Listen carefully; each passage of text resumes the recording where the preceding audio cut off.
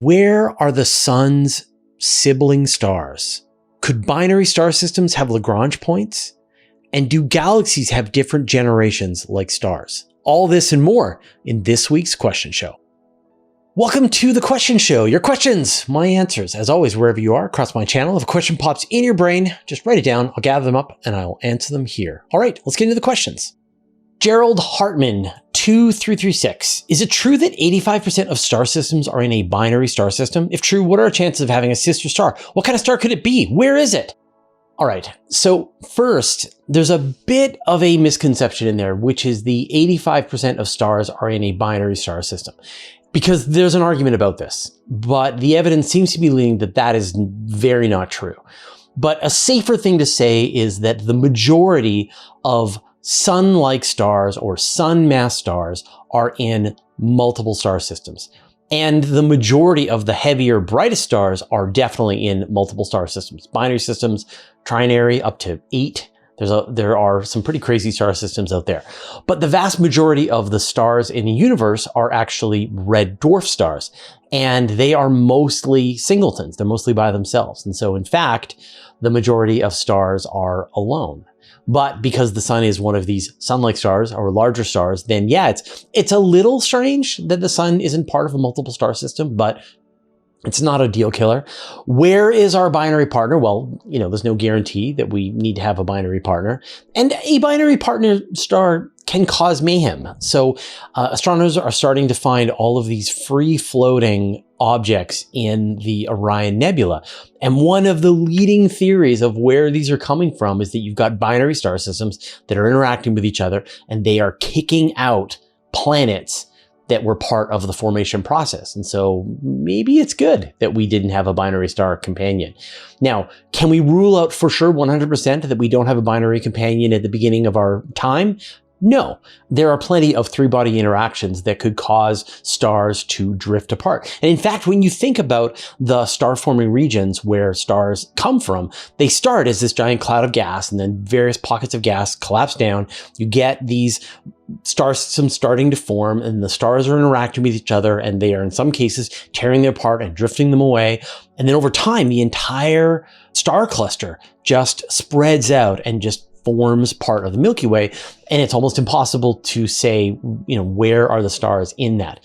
Now, it used to be impossible, and now it's mostly impossible, extremely difficult, and that's thanks to the Gaia mission and others. But what Gaia allows you to do is to be able to look at the motions of all of the stars that are flying past and start to realize, oh, all of these stars are in some kind of stream. So maybe that was due to the Milky Way colliding with some dwarf galaxy billions of years ago and tearing it apart and turning into the stream. Or a smaller stream, well, there is a group of stars that were once part of a cluster and starting to be stripped apart and are still moving together as a group. And so astronomers have looked for stars that not only have motions that you could have it be in similar orbits to the sun's formation, but also the chemical composition of the sun. And there's at least one star that is considered to be a sibling of the sun. It probably formed in the same star cluster, same star forming region. It probably, was relatively close to that other star. But in fact, there's like a news story that just broke today as I'm recording this, so it'll be like a week old when you see it. And that is that astronomers tracked the motions and the chemical compositions of all of the nearby star clusters. About 150 star clusters located within about 3,000 light years of the sun. And really the ones you can see, like if you have a small telescope and you look in your telescope and you look at a really cool open star cluster, that's one of these clusters. And when they calculated the chemical composition and the motions, they figure that they come from 3 different star-forming regions in the Milky Way. And so, in fact, all of the clusters that you can see probably started in just only 3 different star-forming regions. So imagine an Orion Nebula and then 2 others. So where are the siblings? I mean, there's probably dozens, if not hundreds, of stars that formed with us in our star-forming region. And where are they? They are somewhere out there in the Milky Way, moving in an orbit that's kind of similar, and they've got similar chemical composition to the sun. But they could be on the other side of the Milky Way now, thanks to all those gravitational interactions. I'm sure you noticed the Star Trek planet name that appeared above my shoulder. Now, normally Chad makes a joke when I get the wrong one, but he doesn't seem to do that anymore. Wonder why. Anyway, this is a way for you to vote, for you to tell us what you thought was the best question of the week. And so everybody voted. And last week, the winner was Agent Dark Booty. Why do the plumes on Enceladus exist in the first place? So thank you everybody who voted for that question. So we will have a different planet name that'll appear above one of my shoulders. And then you can, at the end of the video, just in the comments, put in the planet name that you like the best. This is like a way to know if you watched the whole thing and to tell us what you thought was good and what was bad. So we'll put the names into the show notes as well as like along the timeline, and then we'll count them all up and we'll celebrate next week. Frederico Nito, are there any galactic events powerful enough to disrupt all solar systems in that entire galaxy, maybe kill all life on any system? Asking to get inspired for a sci-fi novel, thanks. You're asking for recommendations for risks that extend out beyond the planet itself, something that could be a galactic risk. And there aren't many of, the galaxy are big and there's a lot going on in a galaxy. And so a gamma ray burst could destroy dozens of star systems that are caught in the beam of the gamma ray burst. But that's nothing. That's no damage whatsoever to a galaxy. Supernova going off, no big deal. Galaxies colliding and merging and lots of star formation, it would look barely any different than what we could see. So I think, something that would be dangerous at a galactic scale would have to be something that's intelligent, like maybe runaway von Neumann probes or berserker probes that are on the way to take over giant chunks of the galaxy, or someone is using someone intelligent is using technology at a galactic scale to cause harm to a galaxy. So they are accelerating stars they're doing gravitational slingshots of stars around black holes and then firing them at another galaxy. But even that, you're just going to be firing a star that's going to pass through a galaxy. It's not going to do any damage. So a mad experiment that turns the universe into strange matter and the bubble of this destruction is expanding at the speed of light, that would be bad. But that's kind of the equivalent of a sphere of berserkers, von Neumann probes that are expanding out and destroying all life within some sphere radius. So I can't think of anything that would be like a natural disaster at a galactic level.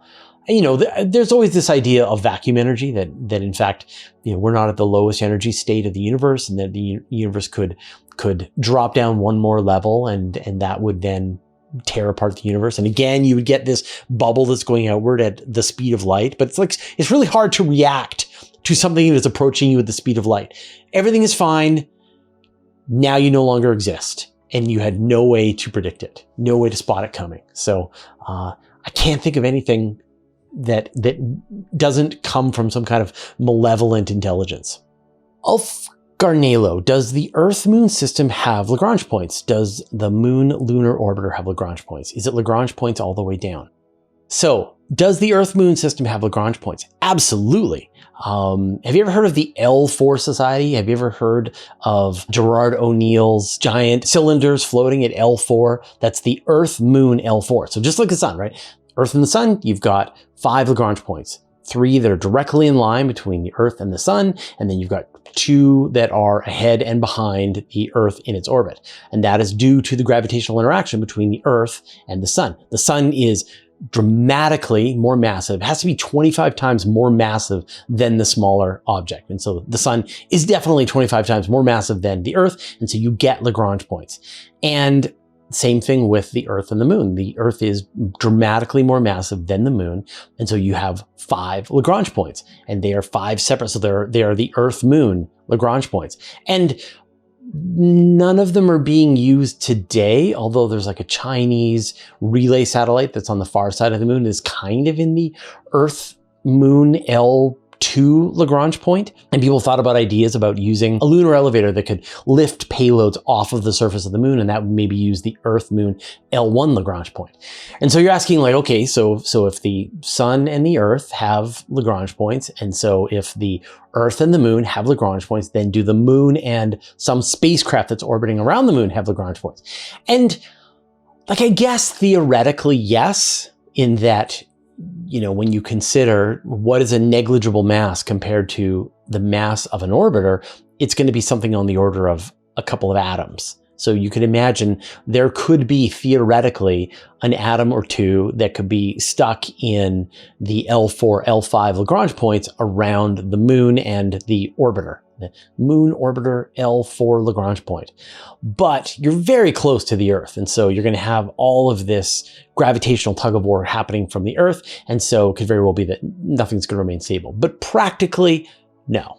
It has to be, you know, significantly, you got to have a significant mass, a less mass, and then you could have an insignificant amount of mass that is caught in the Lagrange point. Kitty shadows. Do binary star systems have Lagrange points? If so, does that affect where the planets orbit them? You have to sort of think about the kinds of setups that you could have for your star systems to figure out whether or not you're going to have some kind of Lagrange point. So let's imagine we've got two stars that are orbiting one another and they are absolutely identical. And that there are no other stars, no other planets, there's no other gravitational interactions in their vicinity.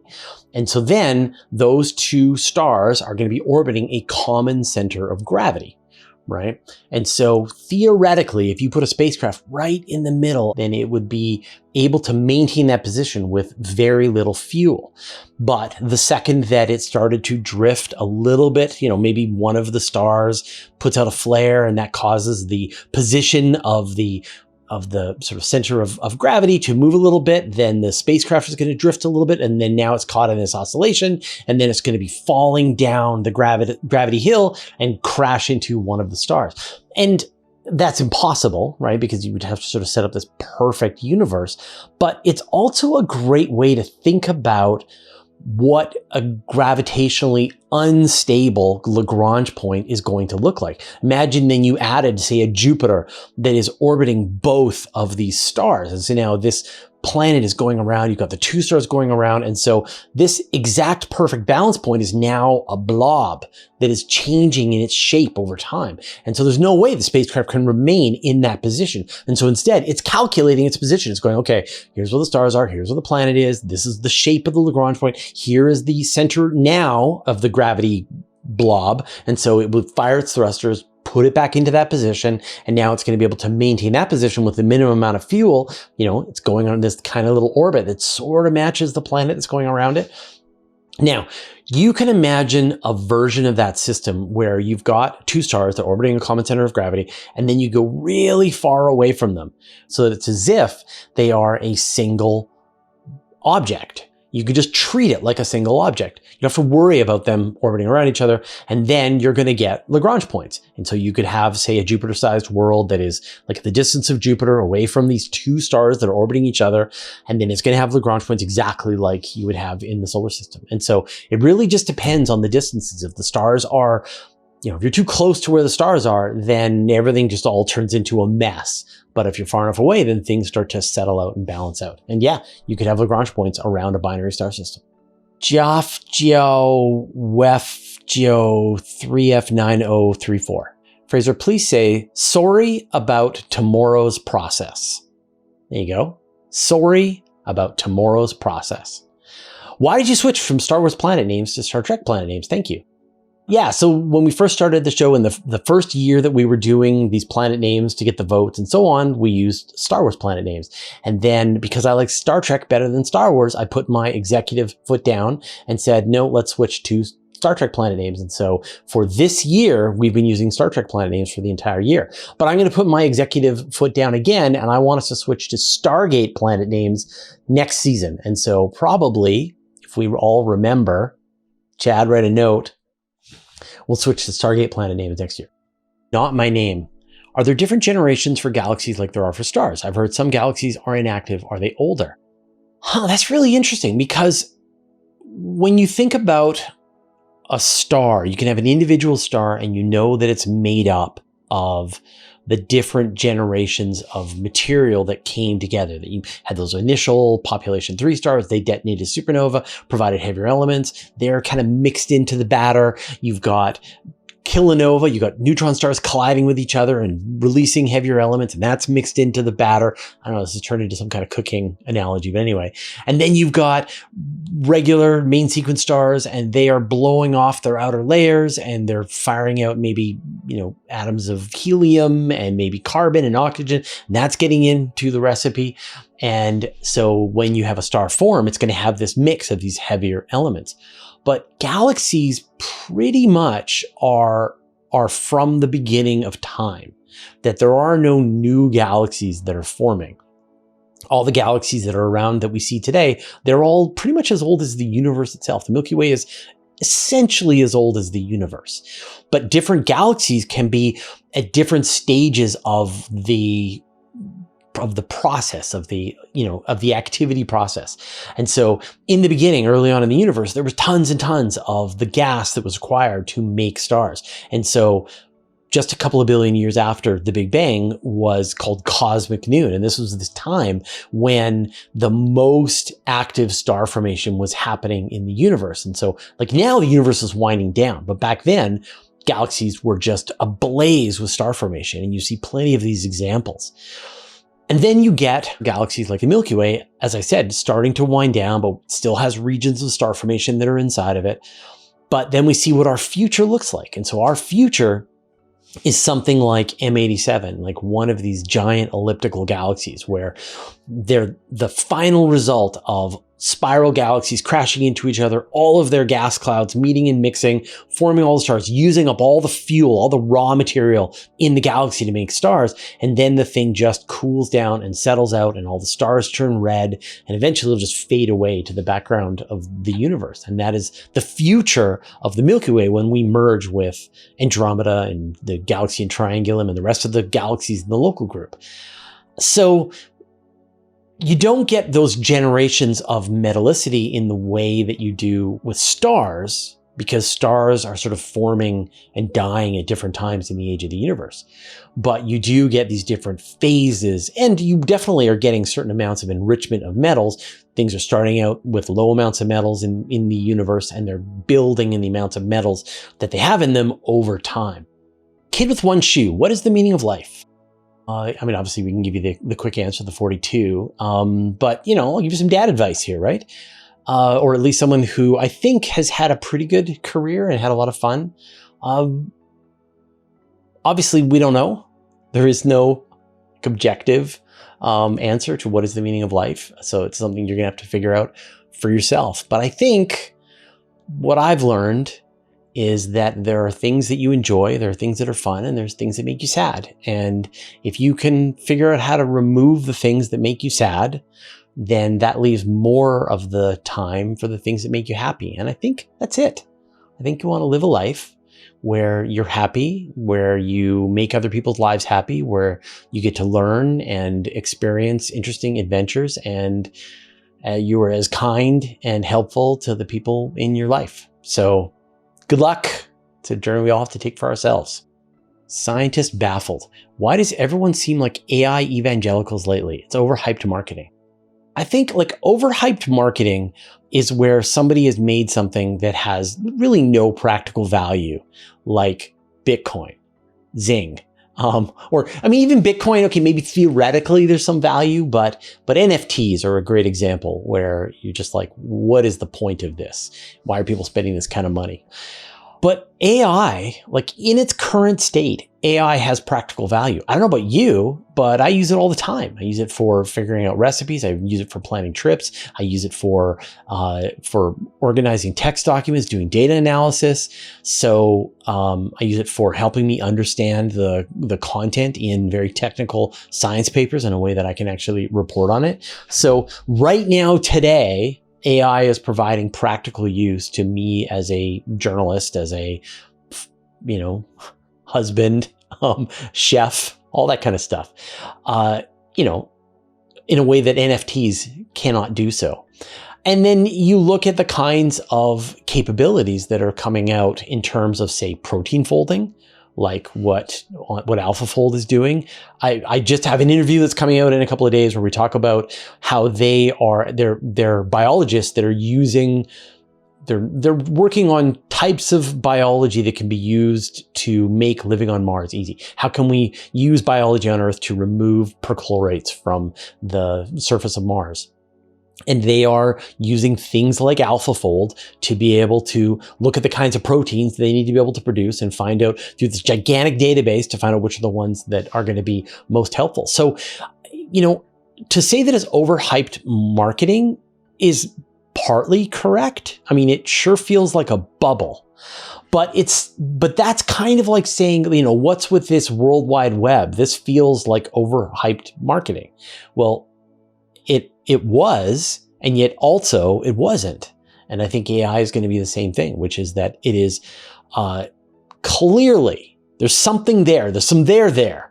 And so all of these giant companies are rushing in and spending enormous amounts of money to try and figure out what the there is. And yet we're just at the very beginning of understanding how we can use this technology in ways that are safe and valuable and safe and also not harmful, but also safe. I have a lot of worries about how this technology can be used in harmful ways. So it's funny to me how people will say, this stuff is useless, but I'm worried about it destroying the movie industry, causing enormous amounts of mayhem in elections and things like that. Like, something that can cause mayhem in election markets, in elections, is powerful and, something you need to be concerned about. So I think it's totally a bubble. Some people are going to make money. Some people are going to lose money. But there's something definitely there that is worth understanding deeply to figure out which parts of it are good and which parts of it are bad. I would never let AI write anything for Universe Today. Never. It's terrible. It's garbage. But I would definitely let it brainstorm with me 20 ideas for good explanations to the Fermi paradox. And then I'll go from there. If you want to support the work we do at Universe Today, consider joining our Patreon club. Your support lets us have a minimum of ads and no sponsorship messages. Patrons get no ads on universetoday.com for life. Want the extra parts of the live stream that aren't in this edited version? You can sign up for a special patron-only podcast feed and get the overtime segments as well as other special behind-the-scenes episodes, including our monthly patron-only question show. And thanks to everyone who's already subscribed, and welcome to our recent newcomers: Henry Nivelik, Coppercore, James Kerr, Laura Silvestri, Mystic Fish, Gregory Goldstein, Sean Fullard, Matthew Crampton, Lee Gustafson, Stargazer, Headcrab. Gravity wells are for suckers. Join the club at patreon.com/universetoday. Faisal Sahar. How does the observable universe's size compare to the possible extent of the entire universe beyond what we can see? And what implications does this have for our understanding of cosmology? So we don't know how big the actual universe is. We know from our observations and our calculations that the observable universe is about 93 billion light years across. And that is sort of, if you take 13.8 billion years ago, a place that was on one side of a volleyball and a place was on the other side of the volleyball, right? These 2 points on the sphere. And then you come back 13.8 billion years later and you measure that distance again, you get 93 billion light years. So that is the size. Imagine the sphere. And it is centered on you. And a different one is centered on me. And those are different observable universes. But we know that that is, that is not the entire universe, that there was that volleyball-sized universe, but there was probably another volleyball-sized universe right beside it and another one right beside that. And in fact, we would know, like if the universe was just the volleyball-sized universe that we're in, then we would measure this curvature to the universe that would tell us the size of the universe that we're in. In the same way that if you're standing on the Earth and you look out and you see the horizon, this clear curve, if you were standing on Phobos, you would be able to measure the size of Phobos just by measuring the shape of the horizon. But if you're on the Earth and you can't measure the shape of the horizon, then the Earth is bigger than what you can measure. And you have to have some other way to be able to measure the size of the Earth. So how big is the universe? We don't know. It is at least like 1,000 times more volume than the universe that we can see. But at a certain point, you're like it might as well be infinite, right? It's finite, but bigger than we can imagine, or it's infinite, it goes on forever. What implications does this have for our understanding of cosmology? I mean, it doesn't, because if we are in a universe that is infinite, that's weird. But if we're in a universe that's finite, that's also weird. And so I think practically, for the kind of cosmology that we see, the kinds of formations of galaxies and what the future holds for the universe, either one is fine. Like, nobody has been able to come up with a testable prediction that says, well, if we live in a finite universe, then we should see this. And if we live in an infinite universe, then we should see that. That you can't tell right now so far with the best measurements that anybody's ever done. It might be someday when somebody does like the most precise measurement of the cosmic microwave background radiation or some large scale structure in the universe and measures this just faint curvature to the universe and then uses that to predict the actual ultimate size of the universe. But we're not there yet.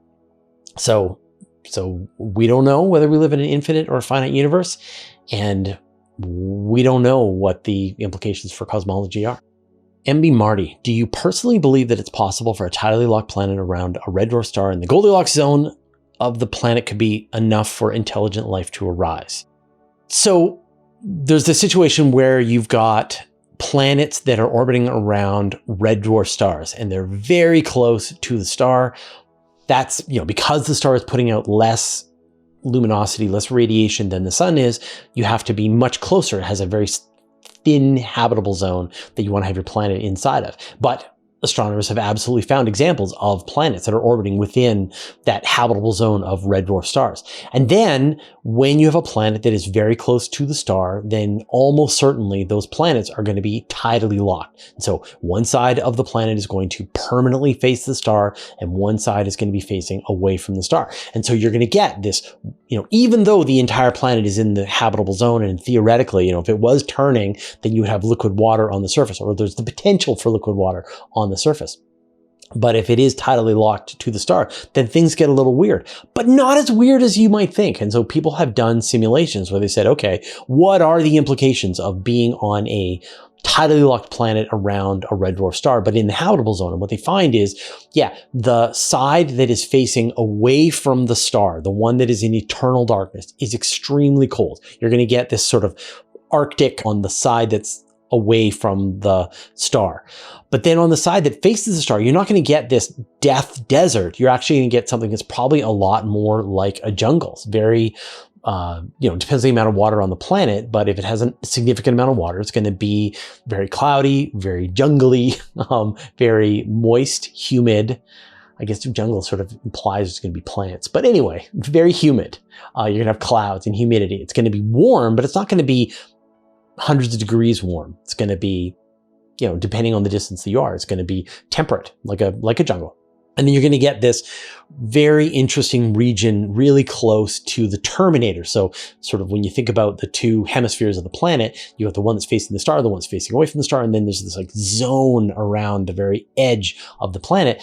And that's going to be this sort of weird, interesting mix. But the place is going to be in twilight. And so it's not going to have a lot of illumination that's going to fall, but maybe the temperature is going to be this nice balance. You're probably also going to get very powerful winds that are going to be blowing from the near side to the far side. And I guess, air will be circulating around. And that'll actually help to moderate the temperature on the far side of the planet. Could that be enough for intelligent life to arise? We have no idea. But that doesn't seem impossible to me, that if you evolve on a world that is in eternal sunlight, but maybe has thick clouds and a ton of humidity, that seems like the kind of world that a species could evolve onto and eventually reach some kind of intelligent status. I mean, the ones that are going to be tough are like the ones that are going to be limited by how much they can do spacefaring are the ones that evolve on a world that is covered on a shell of ice that is 20 kilometers thick. The ones who live on a water world where the oceans are hundreds of kilometers deep and there's, you can't start a fire anywhere. So being on one of these M dwarf worlds sounds relatively easy compared to the other possibilities that you could find out there. Sid Vicious, why do stars twinkle? I actually did a video on why stars twinkle, but I'll give you the short version, which is that it's due to the Earth's atmosphere we think of it as like just this invisible substance that we're just walking around in, but it is actually this gigantic column of air. And as light is moving through the atmosphere, it wobbles and gets distorted as it's making its way down to your eyeballs. And so from your perspective down on the ground, when you're looking up into space and you're looking at a star, you're seeing the position of that star being moved around by the combined distortions that's happening from the atmosphere. And so the twinkling is actually that star moving around. And so one of the things that's kind of interesting is that planets tend not to twinkle. They do twinkle a little bit. And that's because planets are little disks. Now, you can't see with your eyes, but if you look in a telescope or a pair of binoculars, you'll see the little disk. And so if you imagine that little disk that's being, moved around from second to second, much of that planet's location is still in the same place. And so you're still seeing planet bits through the sky. And so they're a lot more stable. And if you talk to astronauts, when they fly out in space and they look up at the stars, they don't twinkle. They're all like planets. And they're all very bright. It's kind of amazing to imagine what it would be like. Like that alone, to go to space and see the stars from space. Like you're turning both of your eyeballs into space telescopes. That would be great. Sorry, Dory78. Hey, Fraser, do you have suggestions for people like me who want to study astronomy seriously, but need to also keep their full-time jobs? I do, yeah. So I think the first thing that you have to ask and answer for yourself is how important is the piece of paper, the degree, the diploma, the bachelor's degree, the master's degree, and the PhD, depending on how far along you want to take that. And I will propose, I want to sort of suggest that those things aren't very important. I have a degree, but my degree is in computer science, not in astronomy. I didn't go to get my master's and I didn't get my PhD. And so all of my work has been practical and it just has not been necessary. And yet I feel like I have, a certain amount of astronomy knowledge.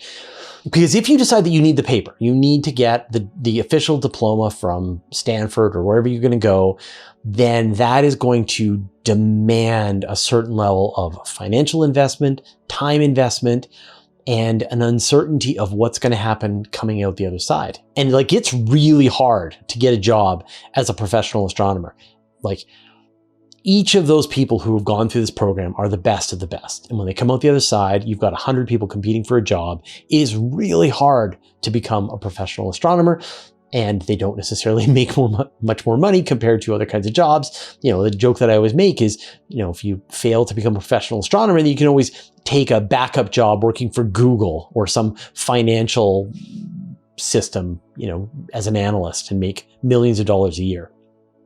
So if the paper isn't important to you, if the knowledge is the thing that's important to you, if contributing is important to you, then there are plenty of options. So astronomy is one of these fields where amateurs have just an outsized involvement in the science. So there are plenty of exoplanetary confirmation studies you can do, variable star astronomy observing, asteroid discovery, comet discovery, supernova discovery. There's so many projects. And of course, all of these citizen science projects like Galaxy Zoo and CosmoQuest, where you can help out with various astronomical projects.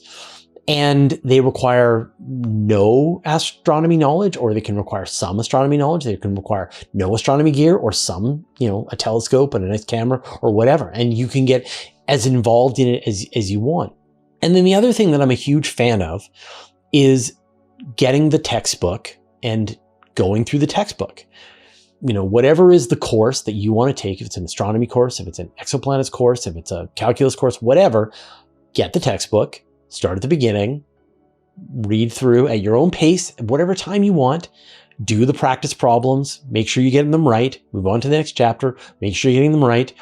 You will come out the other side of that process with the equivalent of an astronomy degree. You will understand how to do astronomy. You will understand all these pieces. You can read papers and understand and even make the same kinds of calculations.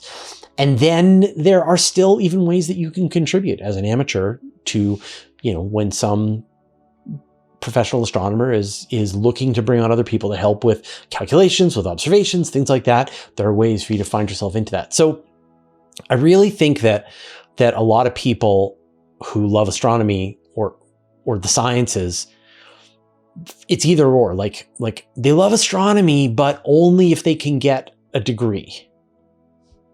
Don't get the degree. Don't worry about it.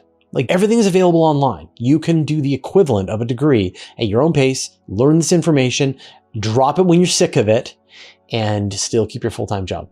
So that's my recommendation. And who knows, maybe it turns into a career for you later on. Eerie, is there such a thing as a rogue gravity wave? That's a great question. Like a rogue wave, this is where you get multiple waves where there's some kind of, maybe they're going around some rock in the ocean, or there's some kind of weird amplitude. And so you get to add together the peaks of two waves together, and you get a wave that is dramatically larger. And now we've got satellites in space that are mapping the surface of the Earth, and they're actually spotting rogue waves, legendary waves that have capsized ocean liners, or ships have disappeared and said, oh, it was probably a rogue wave. And occasionally they've been seen at lighthouses and things like that. But now satellites are spotting them, counting them, mapping them. They're terrifying, I think. If you're going to be a sailor and try and cross an ocean, I'm sure some part of your brain is always thinking about rogue waves. So would rogue waves work in space with gravity waves? And theoretically, sure. That if you've got two separate objects that simultaneously are releasing gravitational waves, so you've got two neutron stars that are colliding far apart from each other, two sets of neutron stars, then they're going to release gravitational waves. And as the gravitational waves go past each other, then you're going to get these interactions between the waves. You're going to get places where the peaks add together. You're going to have places where the troughs subtract from one another. And so, yeah, you're absolutely going to get, but like gravitational waves, especially the distances that we have here at Earth, they are so subtle. Like, it's hard to get across how minute the effect is of a gravitational wave passing through the Earth. It is not like we are being stretched and torn apart as a gravitational wave moves by. It is as if there is this microscopic change on the radius of the entire planet Earth as the gravity wave goes past. But yeah, wherever gravitational waves interact with each other, you're going to get these similar to ocean waves. Apropos of wet snow, do you think the scientific method is innately tied to Homo sapiens' peculiar sensory setup? Would aliens with different neural systems understand science differently? Clearly, the scientific method is something that is our natural instinct as human beings. We try something, we gather data about that thing, and then we form some kind of conclusion. Now, we can do the science badly, and really it wasn't until the scientific method was really formalized that we figured out how to do the difference between doing science well and doing science badly. But I mean, any kind of other intelligent civilization is going to be living in the universe. They're going to be harvesting energy, and they're going to be using matter. And so you would need some way of discerning what is true and what is false in the universe. And the scientific method is the way you do that. You run an experiment, you see the results. If the results are successful, then that gives you credence that your theory was correct. If you can disprove your hypothesis, then you can throw it out. And that doesn't feel like it's a specific cultural thing that you could ask somebody in another culture that's never had any experience with the scientific method, and you taught them how to use it, or they could come up with it on their own, and they would uncover the results, the raw results or the raw laws of nature in the way that we do. You can think about the kinds of discoveries that have been made around the Earth. The same discovery was made by different societies, because at the end of the day, nature is the ultimate arbiter of what is true and what is false. And so, yeah, I can't imagine that the scientific method would work any differently for any other society. Like, I can imagine better versions of, like, when you think about double-blind studies or learning statistics, and so that you're doing the scientific method better, but you're sort of imagining what is the kind of platonic ideal of the scientific method, to perfectly inquire to nature its truths. And that just feels like the scientific method is the way. All right, those were all the questions that we had this week. Thank you, everyone who asked your questions in the YouTube comments, everyone who showed up for the live show. We record this show live every Monday at 5 p.m. Pacific time right here on the YouTube channel. So if you want to participate in that, it's twice as long. It's like 2 hours long. And there's a lot of back and forth, very fun chat. So definitely come and check that out. Now, I'm going to give you an update on the book club as well as a recommendation for a small YouTube channel. But first, I'd like to thank our patrons. Thanks to Abe Kingston, Adam Schaefer, David Giltanen, David Matz, Dennis Alberti, Dustin Cable, Jeremy Mattern, Jim Burke, Jordan Young, Josh Schultz, Modso, Paul Rohrbach, Stephen Krasaki, Stephen Filer Munley, and Vlad Chiplin, who support us at the Master of the Universe level. And all of our patrons, all your support means the universe to us. All right, I've got a 2 for this week, which is that I'm going to give you an update on the book club. I finally read one of the books that everybody has been asking me to read, and that is the first book in the Discworld series by Terry Pratchett, The Color of Magic. And this is the beginning of like 45 books, and I'm not sure how many of them I'm going to be able to get through, but I read the first one. What did I think about it? It was fine. I didn't love it, and I'm sure like the people who are like giant fans of Terry Pratchett are like, there's so many other good books. Like these are the good ones and those are the bad ones. And no problem. I will find my way through these. But it was a solid fantasy novel with some really clever ideas. It was hilarious.